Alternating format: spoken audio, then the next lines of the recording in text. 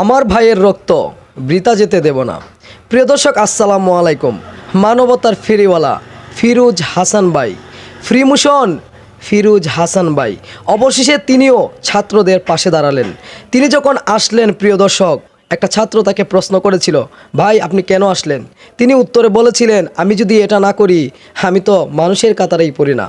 দর্শক শ্রোতা, তার সম্পর্কে বিস্তারিত বলবো, তার আগে চলুন একটা ভিডিও দেখে আসি। আসসালামু আলাইকুম। আসসালামু আলাইকুম ফিরোজ ভাই। ভালো আছেন আপনারা? বিগ ভাই কেমন আছেন ভাই? এই তো আলহামদুলিল্লাহ ভাই ভালো আছি। সাপোর্ট করবেন সবাইকে। ভাই এটা যদি না করে তাহলে আমি মানুষের কাতারে এটা আপনার আমাদের সবার আন্দোলন ইনশাআল্লাহ বিজয় আসবেই ভাই। ইনশাআল্লাহ। দোয়া করেন ভাই।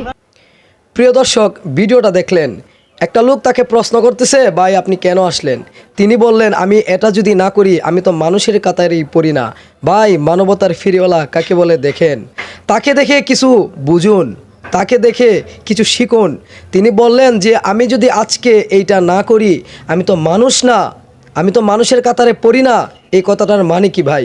তিনি এই আন্দোলন দেখে, মানুষের রক্ত দেখে, মানুষের কষ্ট দেখে চুপ করে বসে থাকতে পারেননি।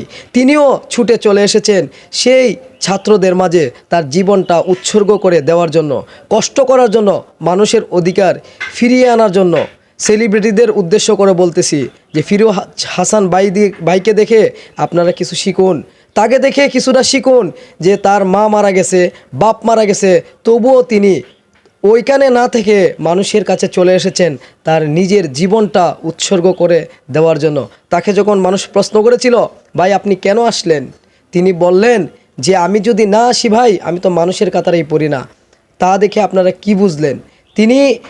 তিনিই হচ্ছেন মানবতার ফেরিওয়ালা, যিনি সবসময় মানুষের উপকারের জন্য কাজ করেন। এখনও মানুষের অধিকার আদায়ের জন্য রাস্তায় নেমে পড়েছেন, মানুষের পাশে এসে দাঁড়িয়েছেন, মানুষকে সাহস দিচ্ছেন। ভাই, মানুষ আজকাল টাকা পয়সা দেখে না, আজকাল অর্থনীতির দিকটা খুব বেশি দেখে না। মানুষ এখন জীবন বাঁচানোর পালা, মানুষ কিভাবে বাঁচবে বেঁচে থাকার লড়াই করতেছে মানুষ।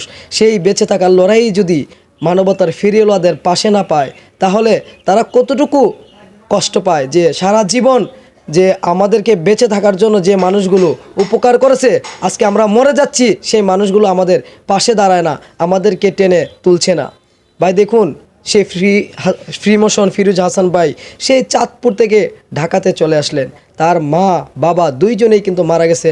সেই মৃত্যুর সুখ কাটিয়ে উঠতে না পেরে তিনি সেই অসহায় মানুষদের পাশে দাঁড়ানোর জন্য তাদের কষ্ট দেখে সেই চাঁদপুর থেকে ঢাকা চলে আসছেন এবং মানুষকে সাহস দিচ্ছেন, শক্তি দিচ্ছেন এবং তিনি বলতেছেন, আমার ভাইয়ের রক্ত বৃথা যেতে দেব না। তিনি উচ্চস্বরে বলতেছেন, আমরা যদি সবাই একত্রিত হয়ে কাজ করি তাহলে আমাদের বিজয় নিশ্চিত। দর্শক শ্রোতা, ভিডিওটা দেখে ভাই খুব ভালো লাগলো যে একটা মানবতার ফেরিওয়ালা কতগুলা মানুষদের আপনারা দেখেন শক্তি দিচ্ছে, সাপোর্ট দিচ্ছে, সাহস দিচ্ছে। ভাই, টাকা দিয়ে নয় ভাই, মুখের দুইটা কথা দিয়ে তাদের সান্ত্বনা দিচ্ছে, তাদের বুকে সাহস দিচ্ছে। এই সাহসটাই হয়তো তাদের বিজয় নিয়ে আসবে। দর্শক শ্রোতা, সেলিব্রিটিদের উদ্দেশ্য বলবো, আপনারা দেখুন ভাই ফ্রিমোশন ফিরোজ হাসান ভাইকে দেখে কিছুটা আপনারা শিখুন। তিনি চুপ করে বসে থাকেন নাই, তার মতো আপনারাও কাজ করতে চেষ্টা করুন। দর্শক শ্রোতা, যদি ভিডিওটা ভালো লাগে অবশ্যই একটা শেয়ার দিবেন। ধন্যবাদ।